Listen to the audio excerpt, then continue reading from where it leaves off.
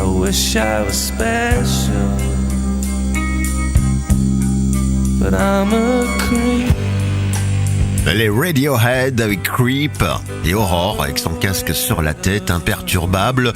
Un titre qu'elle apprécie certainement beaucoup puisque, voilà, elle nous en propose énormément dans son émission Série Folie des Radiohead.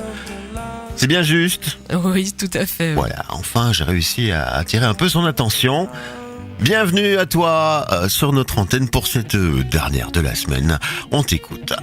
Alors Ben, puisqu'il paraît que les conseils bien-être ont le vent en poupe et dans l'objectif purement altruiste de protéger nos auditeurs de l'aubaine que cela constitue pour les sectes en tout genre, j'ai décidé aujourd'hui de m'attaquer à la question ultime de toute vie humaine, à savoir comment être heureux. C'est un peu mon éthique à Nicomac à moi que j'entreprends ici, autant te dire que ça va révolutionner l'existence de chacun d'entre nous. Tu es prêt ? Bon, oui. Je commence. Et tout d'abord, je voudrais tout de suite faire taire les esprits chagrins qui voudraient chanter avec Berry que le bonheur n'existe pas. Évidemment qu'il existe, puisque je vais t'expliquer comment l'atteindre.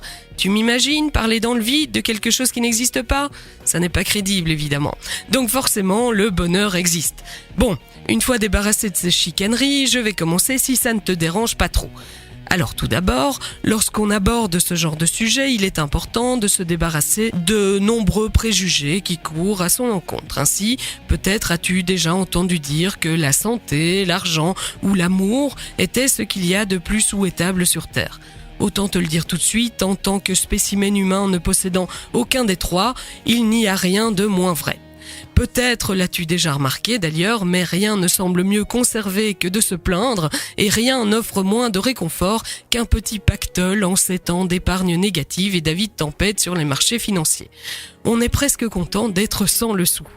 Quant à l'amour, soyons lucides, il nous cause autant de joie que de déception et si on s'en remettait à lui pour être heureux, on pourrait tout aussi bien débuter la journée par une bonne vieille séance de roulette russe. Bon, d'accord, mais du coup, qu'est-ce qu'il nous reste ? Le travail, c'est avec un bazooka qu'on joue là. Alors quoi ? La réponse habituelle des philosophes, c'est la raison. Le fait de réfléchir, ça les fait planer. Mais même si je t'avouerai que j'adore m'écouter parler et que parfois une bonne idée bien développée me fait l'effet d'un fondant au chocolat, je crois quand même que cette théorie atteint vite ses limites. Du coup, il ne reste plus grand-chose. Le sexe, la drogue et le rock'n'roll, faut avouer que c'est pas pour tout le monde et puis c'est fatigant. Le problème, c'est qu'à chaque fois qu'on croit l'avoir trouvé, il est déjà ailleurs. C'est que le bonheur n'est pas un état qu'on pourrait atteindre. C'est un chemin, c'est le paysage au bord de la route, les rencontres de passage et ceux qui nous accompagnent tout du long, les surprises et le réconfort de ce qui nous est le plus familier. À nous de garder les yeux ouverts et l'esprit aventureux.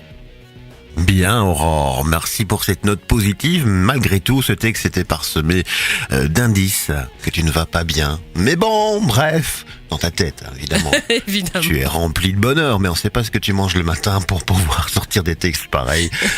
Bref, repose-toi, tu en as besoin. Excellent week-end à toi. On te retrouve quand même un petit peu tout à l'heure, hein ? On va essayer. On va tenter cette fois-ci, hein. On n'expliquera pas cette private joke à l'antenne. Bon, bref, la suite, c'est la musique. Merci à toi, Bruce Springsteen, Secret Garden, qui débarque tout de suite sur votre radio.